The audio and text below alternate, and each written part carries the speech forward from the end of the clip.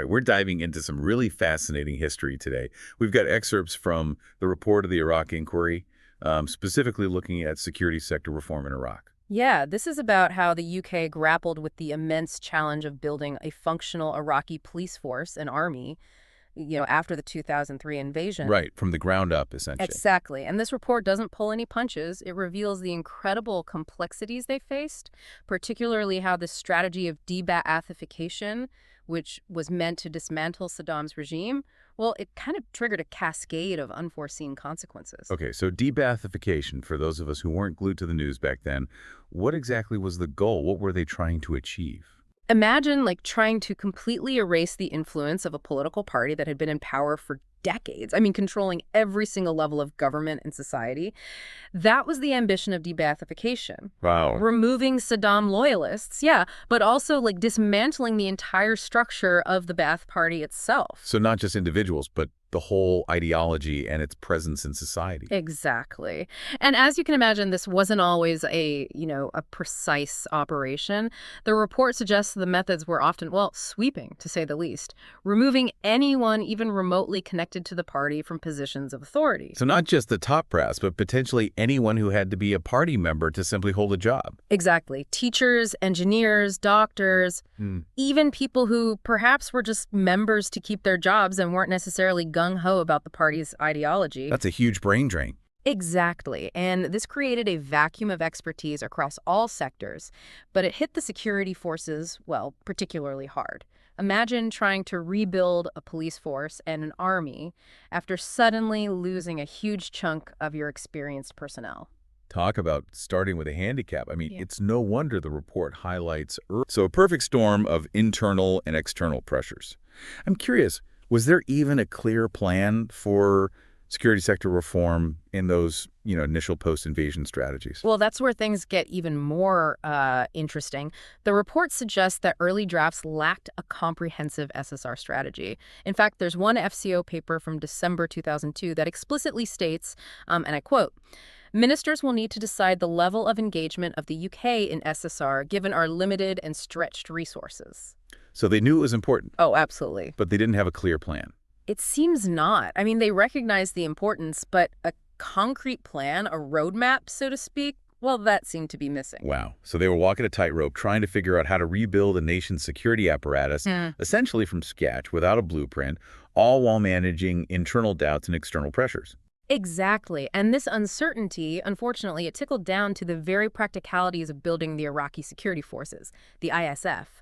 While the UK took charge of training the Iraqi police service, the IPS, actually finding UK police officers willing and able to deploy to Iraq. Yeah. Well, that proved to be a major obstacle. Though I can imagine. Security concerns, I'm sure, were a huge factor. Absolutely. And then you factor in things like limited resources, the sheer daunting nature of the task itself. Right. Who wants to volunteer for that? Exactly. And yet, despite these hurdles, they set these incredibly ambitious targets for training and equipping the ISF.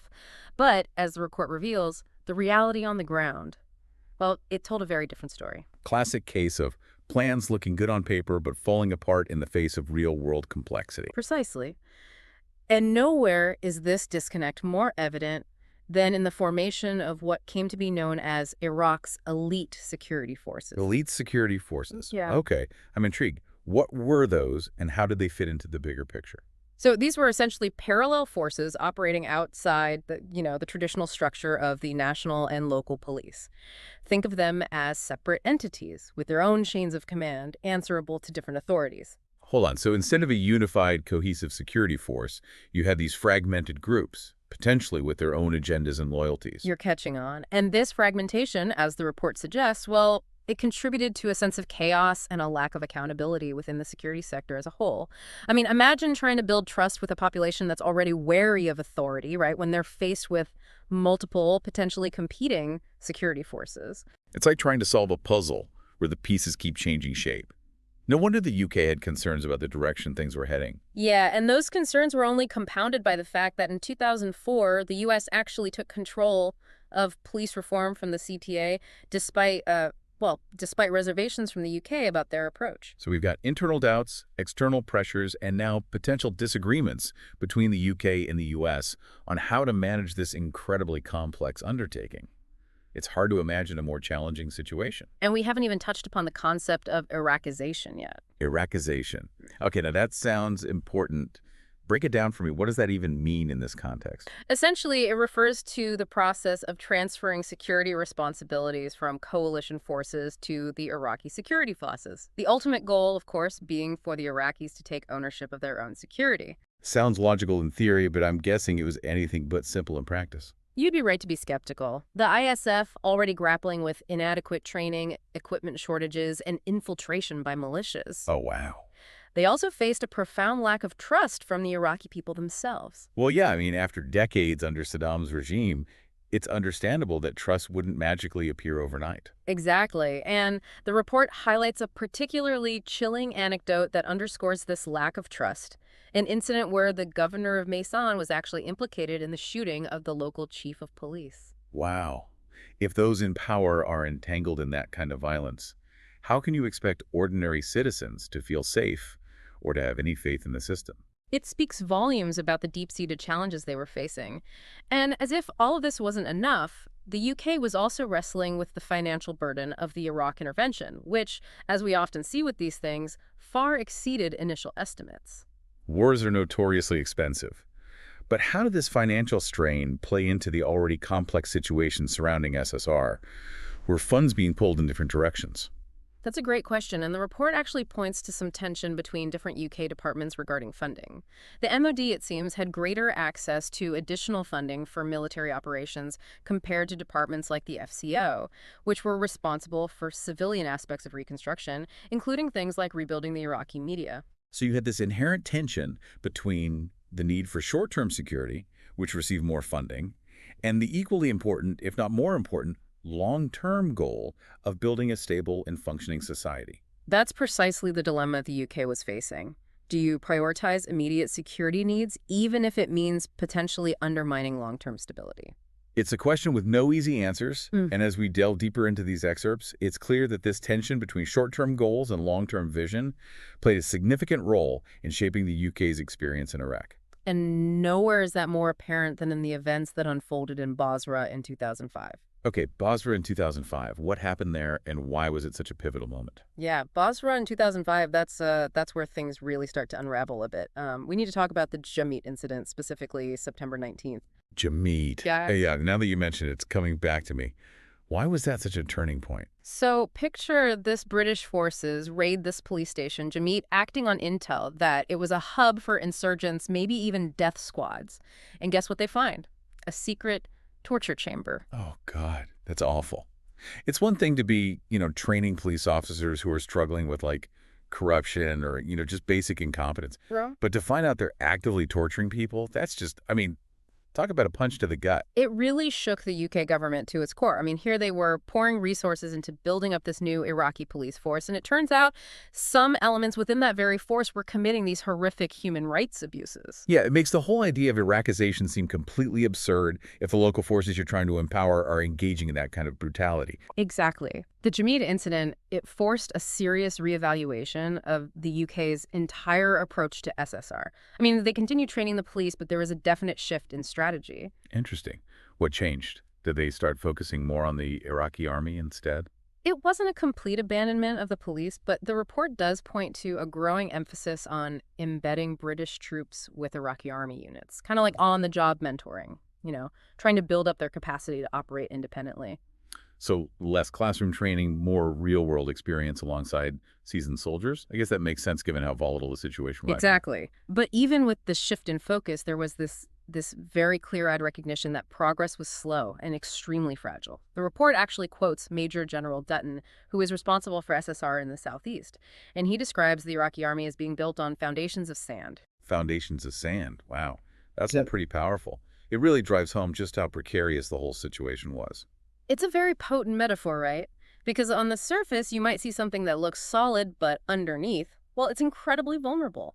Yeah. And I think that perfectly captures the immense challenges that the UK was up against in Iraq, trying to build something lasting in the middle of so much chaos and violence. Yeah, it's easy to forget that this was all happening against the backdrop of a country on the verge of a full-blown civil war. Exactly. And the report, to its credit, it doesn't shy away from highlighting the mistakes that were made by both the UK and the US. Let's talk about those mistakes.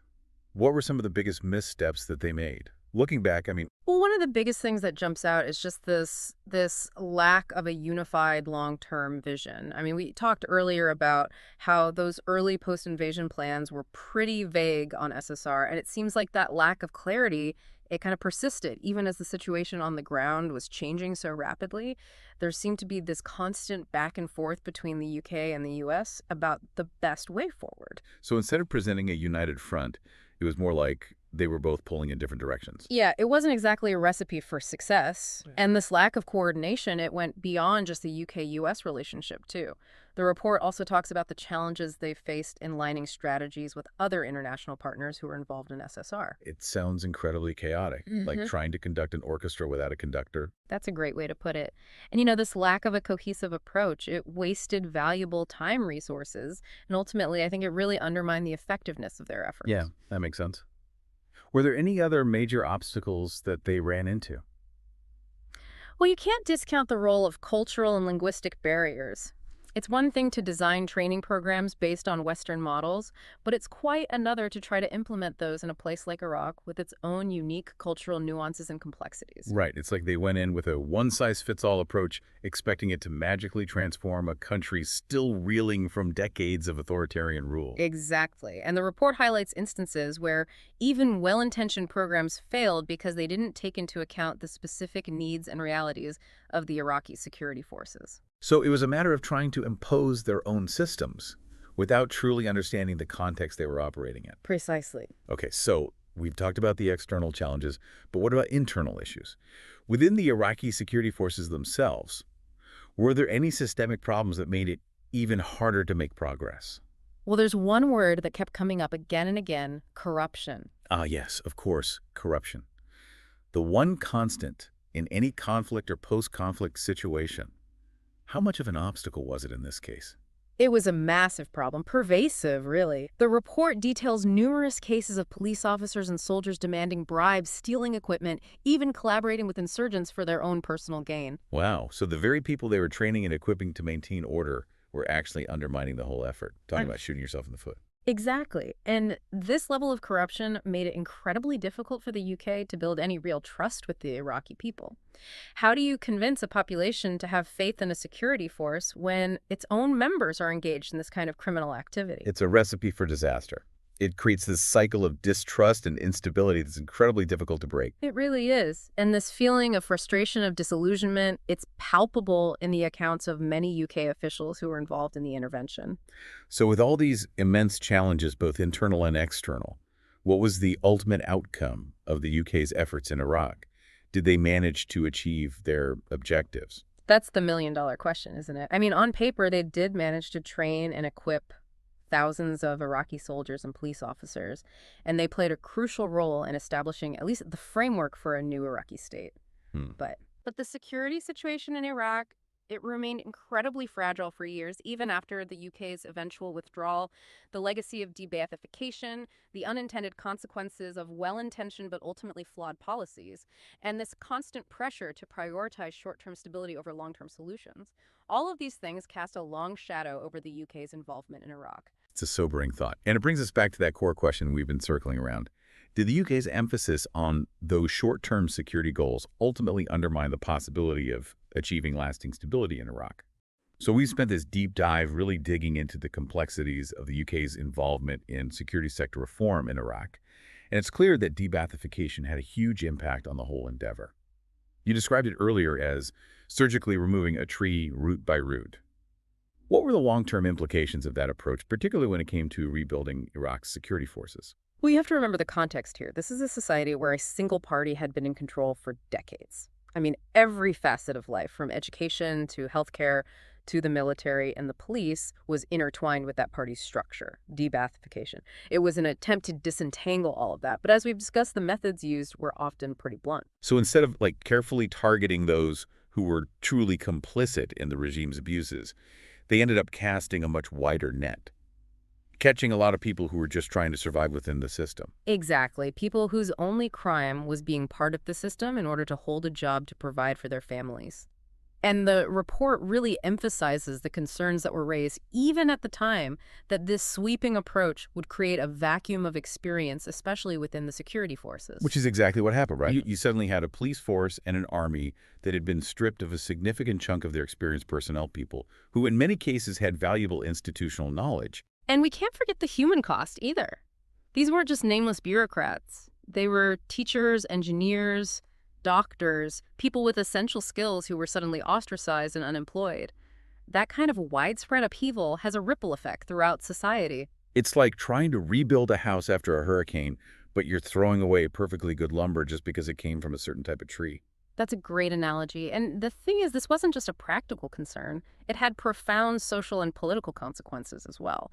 The report actually draws a direct link between de-Baathification and the rise of sectarian violence in Iraq. Because by targeting members of the Ba'ath Party, they were disproportionately targeting Sunnis, who, as you mentioned earlier, were overrepresented within the party. Precisely. Yeah. So de-Baathification, however well-intentioned it might have been, it ended up further alienating and disenfranchising a significant portion of the population. It created this breeding ground for resentment, a sense of grievance that insurgent groups were all too ready to exploit. It's tragic irony, isn't it? Yeah. A policy that was supposed to create a clean break from the past to foster a new era of stability and inclusivity actually ended up fueling the very instability it was meant to prevent. It's a classic example of unintended consequences. And this is where it becomes almost impossible to separate de-Baathification from the challenges the UK faced in rebuilding Iraq's security forces. How do you build a functioning police force, one that the population trusts and respects, when a significant segment of that population feels targeted and marginalized? Right? It's like trying to put out a fire while you're pouring gasoline on it at the same time. The two goals are fundamentally at odds with each other. And all of this incredibly complex web of challenges and unintended consequences, it brings us back to that key question. Did the UK's emphasis on those short-term security goals ultimately make it impossible to achieve long-term stability in Iraq? That's the question that historians and political analysts will be debating for years to come. There's no doubt that the UK faced an incredibly difficult task in Iraq. They inherited a nation that had been through decades of authoritarian rule, a nation that was further traumatized by invasion and occupation. And they were operating under immense pressure to show progress, to prove that the intervention, however flawed, could still lead to a better future for the Iraqi people. And that pressure, that need for quick wins, I think it often came at the expense of long-term thinking, of taking the time to really understand the complexities of Iraqi society and to tailor their approach accordingly. It seems like we see that in so many of these types of interventions, this tendency to prioritize the immediate over the enduring journals. But as we've seen in Iraq and in countless other conflicts throughout history, neglecting the long term often has a way of coming back to haunt us. It's a lesson we never seem to learn, and I think this deep dive with its focus on the UK's experience in Iraq, it serves as a powerful reminder that security sector reform isn't just about training soldiers and police officers. It's about understanding the intricate web of social, political, and historical forces that shape a nation and its people. It's about recognizing that true security, lasting security, can only be achieved by addressing not just the symptoms of conflict, but the root causes as well. And that requires a level of patience, humility, and cultural sensitivity that is so often missing in these types of interventions. Couldn't have said it better myself. It's about understanding that there are no quick fixes, no easy answers, and recognizing that even our most well-intentioned actions can sometimes have unintended consequences that will resonate for years, if not decades, to come. This has been an incredible deep dive. I feel like I have a much better grasp on the complexities of the UK's involvement in Iraq and the challenges of security sector reform in general. It's been a pleasure exploring these topics with you as always. And for our listeners out there, I encourage you to do your own deep dives. Don't just stop with this one report. There are so many other perspectives out there, particularly from Iraqi voices, and I urge you to seek those out. Because the more we understand the past, the better equipped we are to navigate the challenges of the present and hopefully to build a more peaceful future. Well said. Until next time, keep digging, keep questioning, keep diving deep.